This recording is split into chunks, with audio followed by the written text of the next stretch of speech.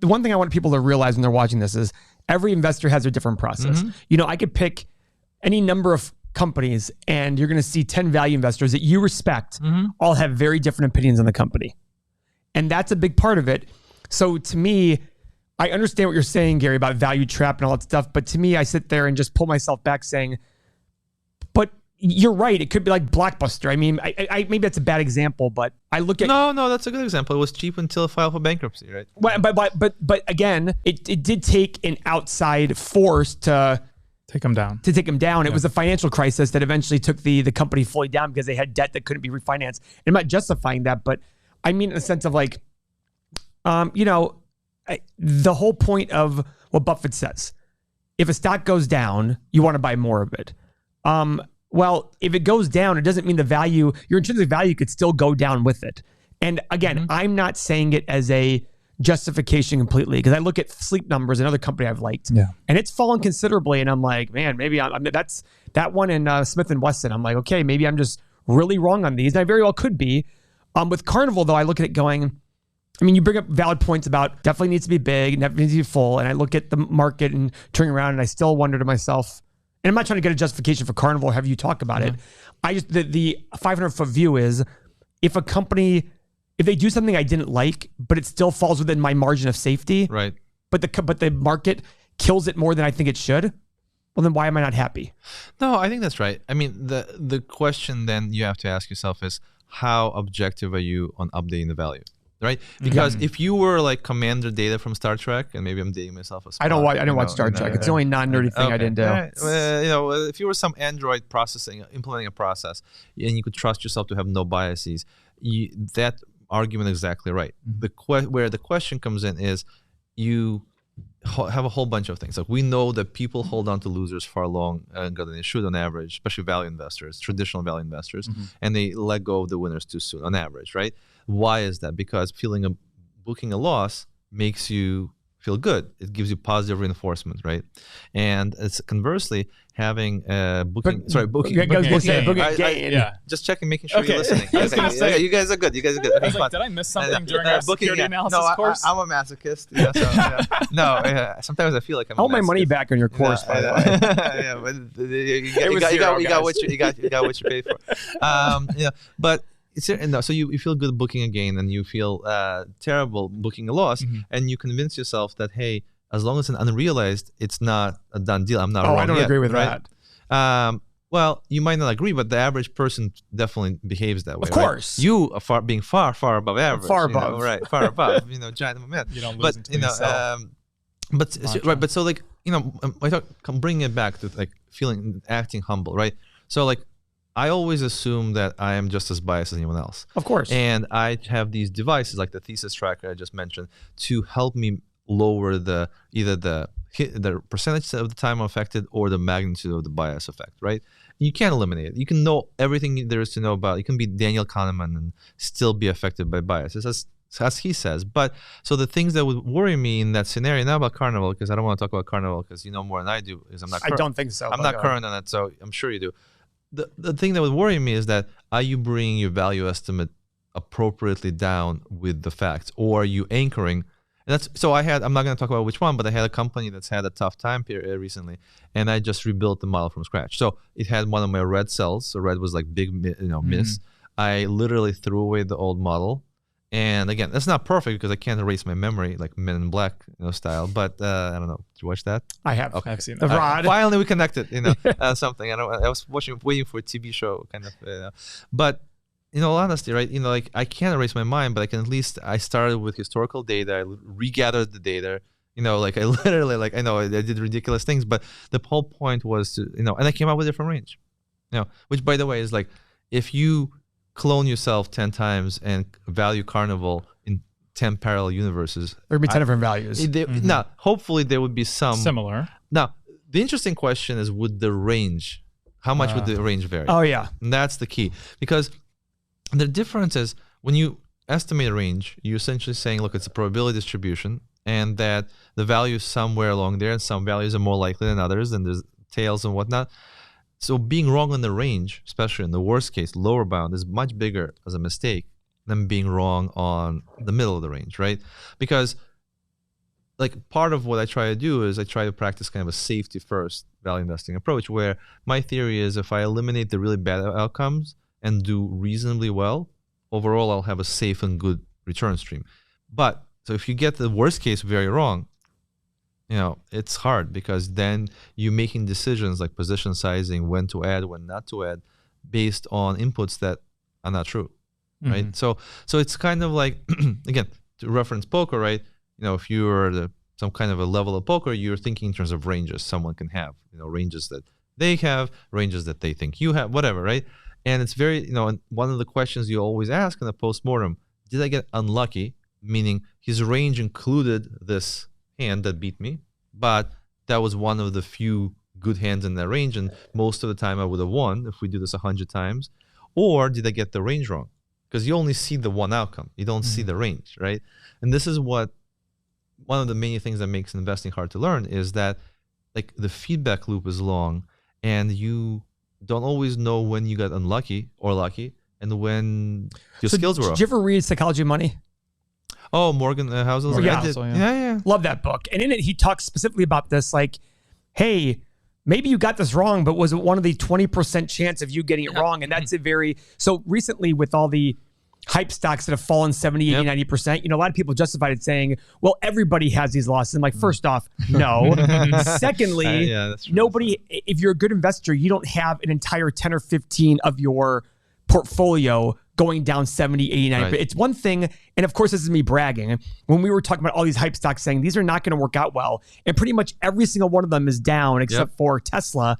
You sit there, and even Tesla's down, but it's not down 70, 80, 90%. You sit there and say, wait a second, I have no pride. If it was one or two of them down out of 20, I'd say, okay, maybe it was just luck. But literally every single one of them is down. Like, look at Peloton. I remember when Peloton... It's not like 70, it was, oh, no, more than that. It's down like 90%. Oh, maybe that's just this year. Yeah, it's peaked at 180. Now it's at 12 or 13 bucks. So that's the big thing. It's like what you were talking about earlier with batting averages. Ben Graham type investor, he's going to be right 50, 60% of the time. That means he's going to be wrong 40, 50% of the time. Right. So go ahead. No, but I mean, theoretically, like, the redemption could be that these guys who are practicing that style are going to have one or two big winners. They're going to be, but they have to be 30 huge winners. Yeah. No, that's what they're hunting for, right? And they're saying, we're okay with a bunch, if you have a portfolio of 10 stocks, 10% across the board. I don't, but I'm saying, that person, I'm okay with 8 of them going to zero, as long as one of the remaining ones is a 5-bagger and the other is a 50-bagger. Right. As long as 20 years. That's the VC idea. Yeah, no, it's drawing from the same power law distribution. It's just essentially they're doing late stage VC in the public markets. Of course. And again, it's hard to I think the and by the way, VC is an interesting asset class because it has one of the highest dispersions between lowest quartile and top quartile. I would imagine so. And there's persistency, right? Meaning, like, it doesn't mean revert. So, like, there's a question, what is I'm not a VC, but, like, what is it about the best VC, the Sequoias of the world, that makes them the best? Is it access to the best founders? Is it reputational kind of stamp of approval that they get to see the best deals? Is it, what is it, right? Who knows? And why is it sustainable, right? So I think that these guys who are drawing from this power law distribution, where there are many, many failures and a long right tail of few but huge successes, it's a very hard style. And we were talking about this earlier. And most of them are not legitimately practicing the approach. They're just gambling and they're pretending because it's a fun way. Well, that's by the way, I was going to interrupt you. I was going to interrupt you and say, well, wait a second. They say they're going for the I'm fine with 8 being losers, but really what they're thinking is they're gambling. Yeah, they're lottery tickets. Yes. Look, why do people buy lottery tickets? Because, I had this very small entry and then potential is just ginormous. Like, I remember, like, I was at a gas station grocery store, and there was this old elderly gentleman ahead of me, and he walks up and he, like, gives his lottery ticket in. He gets like $30 or something like that, and I thought he was gonna buy some stuff. He's like, nope. Get me whatever 5 or 6 of the same, for next week, right? It's like, it's addictive, right? People know that they're getting negative expected value. Even do they know that? I think the vast majority of people understand that. I don't think so. I don't either. Nope. Okay. Gary, I disagree. I'm projecting my MIT background onto the average. Did you go to MIT? Yeah, I did. Oh, I didn't know that. I'm giving people too much credit. No, my brass rat right here. Is that what that is? That's what it is. It's Gary, 100% people don't realize that. You see it in the comments every day. Because if I were a YouTuber, I would say in the comments, post whether you exactly think right. exactly right. I'm not. So no, I disagree. And I think part of you talk about the behavioral science of the behavioral aspect of investing. That's what's given me. And by all means, I'm definitely not as humble as you, but there is that confidence versus wait, what do I not know? And I look at it and say, no, I'm like, I used to get scared 20 years ago when a stock went down 20%. I was like, holy I'm effed. Now I look at it saying, okay, I got to reevaluate. Is my thesis still intact? And you're right. It opens up a whole litany of other biases. But the point is, I can now remove myself from I'm scared. First off, when the markets go down, I love it. Yes. It's individual stocks that have more of an effect on me than the markets. So if the market's going up and your individual stock's going down, that's the hardest one to beat. Of course. Well, so your kind of statement made me think of a Winston Churchill quote that apparently he said about some politician. He was very, very modest, and he had a lot to be modest about. So maybe I'm very humble because I have a lot to be humble about. Because honestly, in my 21, 22 years of experience, like I made a lot of mistakes. Like I didn't get unlucky. I mean, luck washes out over the time frame. Like I made a lot of legitimate mistakes, and the mental scars from I remember there was a company I was recommending at Fidelity. The company was Faro. FOE was the ticker. And, long story short, I thought... This the one that fell in half? No. I have many mistakes. I told you I have my quiver of mistakes is I have many arrows I can shoot of stories from there. And so Faro did a bunch of specialty chemicals, whatnot, some of them ceramic coating kind of stuff, whatnot, whatever. The point is, I thought they're going to earn about $250. I thought the stock was worth around $40 based on the $250 mid-cycle. And I thought it was worth $40. The stock was low 20s, 55 cents on the dollar of value. Ben Graham, great, right? And then 10 years later, I look back and it earned 25 cents as the mid-cycle earnings, right? So you can be all and by the way, I had all the resources of Fidelity. I visited management. I looked at history. I made sure my 250 made sense because it implied only an 11 or 12% return on invested capital. So as a sanity check, I wasn't assuming some pie in the sky. And they've earned similar returns in the past, but then the business changed, right? And so that's the thing is I have a couple of investments where the stocks are literally trading at between 1 and 3 times trailing recent earnings. Straight up. And so the market is clearly saying there's been drastic negative change. And I disagree. And maybe some of the disagreement about magnitude, maybe there's been some change, but it's not the kind of the carnival situation. But part of me is you cannot eliminate. So that's where managing risk and thinking about how you size the different thing. You cannot go all in on something that can go to zero. You cannot make that a big giant position, especially in a concentrated portfolio. So that's where you can have a lot of mistakes, and as long as you're managing the risk and you're and the more I remember at Fidelity, there were 2 investors I really respected when I was a young analyst there, Joel Tillinghast, who I kind of learned probably the most from there, who ran the low price stock fund, and Will Danoff, who runs the Contra fund. And Will had this happy smile, like a smiley face on his office, yellow, and he only wanted good news stories. And when a company would miss earnings and the stock would go down, he would sell. And when quarter to quarter, it went up. Not every single, but a lot of the time, right? Okay. And I was saying, thinking to myself, Will, if you're watching this, don't hate me for this. I was like, what a momentum monkey. He's just doing what everyone's doing, blah, blah, blah. And I talked to him one day, and again, I was a very junior associate. He was a very successful portfolio manager. So it was a short conversation. I don't want to overstate it, but he's like, Gary, in poker, if you get aces, what do? You bet some, right? Yeah. He said, well, what do you do if you get another ace? You bet more. You bet more. And so he had a different mental model. The mental model is, how do you process information? When you keep getting negative information about the company, are you processing it accurately enough? And his theory is the market and we under discount bad news, the cockroach theory, right? Problem happens, it's the tip of the iceberg. There's a lot more problems. We should react quickly and not stick around for the rest. There's never just one thing, right? Conversely, when a company is, maybe you thought the addressable market was X, and this good news means it's 1.5x or 1.3x, and so the stock might be up 10% in the news, but maybe it should be up 20% on the news, right?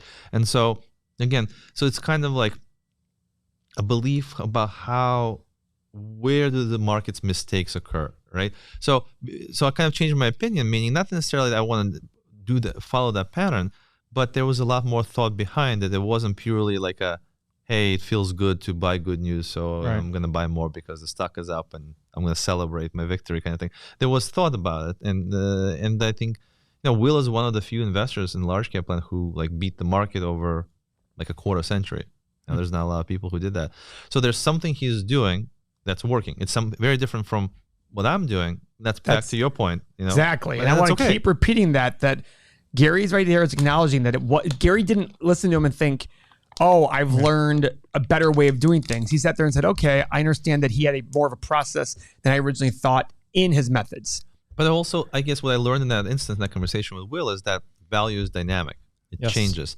Because like when you start, like, right, so when you start, you taught to kind of think like sell-side analysts have no price discipline. They hang these price targets, the stocks move, and they just move the price target to justify whatever rating they want, which is actually what happens most. Right? Thank you. I think Thank you, Gary. It's like a carrot in front of a donkey on a stick. The donkey moves, so does the carrot. The carrot isn't there for the donkey to eat. It's to move the donkey in the right direction, right? So the price target is just there to say, I want to put a buy in this, so I'm going to have a price target that's 25 or 30%, whatever, above it. And if the stock goes up that 30%, the new price target will be another 30%. Why?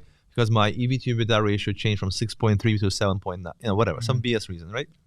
And so then as the level 1 value investor, you're taught to be very rigorous and rigid in your price in valuation and saying, if I think this is worth 100 and I buy it for 60, like I'm going to stick to that 100, right?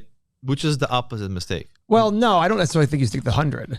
Like with Carvo, that's what happens though. Down. Now, you might not, because I don't think you're a level 1 investor. Oh, you meant like the level 1 versus level 2. But got it. Like Howard Marks talks about the initial kind of beginning value investor who's learning to be disciplined. Gotcha. Discipline to them means it's 100. I bought it at 60. If it goes down to 40, I buy more. 100 if it goes is the number. 100 is the number. Got it. Then they learn that it's not 100. It's like 20 to 180 or 50 to 150, and for some businesses the range is tighter, some is all that. But the other important point is the range migrates over time. So it's not like at any given point there is a range. But so Will's, I think, point implicit in the statement is there's two possibilities, right? One is a information card comes off a deck. What does that mean? It might mean that the likely, if you thought it was 50 to 150 with the most likely scenario of 100, that might mean that now the most likely scenario might be 120. But it might also be that the range is 100 to 200, not 50 to 150. So you're processing. So investing is about superior processing of information. Number one, channeled into superior actions, right? It doesn't matter. Yeah. So it's funny you mentioned that. It doesn't matter what your process is if you're not implementing it right. It doesn't matter. Well, this is why I think the biggest edge that you can have is behavioral, right? Because I think like I can teach a monkey how to model. I can probably teach most intelligent people to analyze a business qualitatively. I don't think I'm the best business analyst, but I think I'm pretty proficient. I know reporters by forces, competitive advantage. I read a lot of stuff. I've looked at hundreds. You went to MIT. That doesn't help. No, seriously. I know, I'm kidding. Not on the qualitative stuff, but like just a lot of But like I think then essentially you cannot teach someone to not be scared. You read Guy Spears, The Education of a Value Investor? I did, yeah. So the great thing about that book is I loved talks about the 08-09. He's like, before then, all these friends of mine were value investors. They all loved it. All of a sudden, stocks fell 30% and they all bailed. He's like, well, what happened to us being value investors? Right. And that's one of the biggest takeaways I took from that book, along with I put the Bloomberg in another room and you could only stand up. He sat there and said, it's one thing to say you're a value. And this is what I always tell people when they say, like Bill Miller. I was just thinking about that. I don't think he's a value investor. And literally every crypto nut in the world calls me and says, but Paul, your boy Bill Miller. I'm like, he's not a value investor. Well, he says he's a value investor. Great. I'm a duck. I'm like, am I a duck suddenly? I'm like, I don't care. His actions don't show. Why is he given that? Because he beat the market. But I was like, come on, give me a break. So, well, it's interesting you mentioned, but I don't want to talk about Bill Miller specifically, but there was a group of very well-respected value investors in 08-09 who didn't bail, and they doubled down and doubled down, and ruin their track records. Of course. Like permanently. Because and I just wrote an article actually about doubling down, because doubling down, again, as when you level, and I'm not suggesting that they were level 1 value investors, but, so Bill Miller actually had this maxim he would put out there saying the lowest average cost wins, right? Because when you look at Amazon, he doubled down really successfully in the early days. It went from 100 to whatever 10, and he kept buying 113 to 6. Okay, you're much better than me. I forget the numbers. Well, we talk about it a lot on the show. Yeah, no, I don't. And so he basically crushed it, even though his initial entry point for a while didn't look that good. Right. His point is, it's not where you first purchase; it's continuous. And I can buy into that as long as the process to get that that lower basis is correct. But so this the GFC time, 0809, was a great example, because the mental model, that a number of investors were using was that the value was fixed and this is solvable and temporary. Mm-hmm. They just didn't imagine that what happened could happen. Which, by the way, it's a flaw of many brilliant people, like long-term capital management. Like they couldn't imagine that this. Well, so when you combine that thinking with leverage, and the unthinkable happens, the outcome was catastrophic. So the question is, going back to how do you not lose half the fund in a 5% position? There was another very well-named manager who has the same first name as Bill Miller. I'm not going to go further, but Washington Mutual was like his big, and he had really intricate analysis, and it was a huge position. It was like a 15% position, and very thoughtful analysis. A lot about private market value, premium to deposits, quality of locations, like a lot of, and then basically ended up with, essentially going bust or being taken over during the financial crisis days. And so the thing is, was he wrong? I don't think he was wrong in the sense that his analysis was correct, but there were other overriding variables, which was like what? Like the financial leverage and the extreme environment. And do I think he was wrong in position sizing? Absolutely. So how big was his position? It was the top 15% of the fund. And that buried the fund? It didn't bury the fund, but combined with it buried the track record for a long time. I mean, because look, if you have a couple of big positions go to zero, like it is hard to have a market beating track record for a non-power law, because these are not people who are buying 100 million market caps that are going to go to 3 billion. These are people who are buying large established companies. Again, John Neff's a good example. If you look at what a win looks like in large cap land, it's like 30 to 70% return over a couple of years. That's a win. Modest to medium sized win. Maybe a double in 2-3 years, right? There's not a lot of triples, quadruples in mega cap land. They happen, but they're much more rare. And then so you cannot have, like, how do you have you need to have, there's an interplay between the batting average, percentage of time you're right, and the asymmetry of losses and wins, right? Mm-hmm. The Phil Fisher style relies on huge right tail outliers, right, to carry the day, right? And I'm exaggerating, but it kind of does. And then the more mature value investing style, mature being more traditional, mature companies, less growth potential, more, kind of cash flow rich already. It needs to usually be in like around high 50s, low or 60% batting average, and then some asymmetry between losers and winners, meaning your losers are smaller than your winners. So having a large position or two go to zero, really completely breaks that model. Especially in the large cap space. Yeah, so you can't. So I don't think he's ever thought that person that could go to zero legitimately, because I don't think he's like I'm just gonna keep doubling down because I'm gonna gamble it up, because it could quintuple from the bottom. I think he honestly never thought it could go to zero. But like, remember what Buffett said when he was looking for Ted and Todd? He was doing a search. He said, I want someone who can look around corners and who, can anticipate things that have never happened before. Because if your mental model of risk management is that look at past and try to map it to some period in time, that's a very primitive mentality. So you know what I think about all the time when you say that? Viaticals in the 90s when it came to HIV. So, and the reason I bring that up, you know what viaticals are. So back in the 90s, people got HIV. If they had life insurance policies, well, how useful is life insurance policy if you're going to die?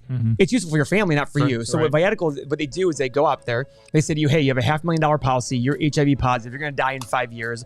Instead of $500,000, I'll give you $250,000 today. I'll collect the $500,000. Well, then all of a sudden, 1996 comes around and all this research happens, and all of a sudden, The drug companies go, hey, by the way, you can live with AIDS for a very, very long time. Right. And they don't die. And they don't die. Right. This sounds morbid, and Paul White can even think about that. But the whole point is, I think about that when I think about the what I don't that I don't know. What I don't know that I don't know. Yep.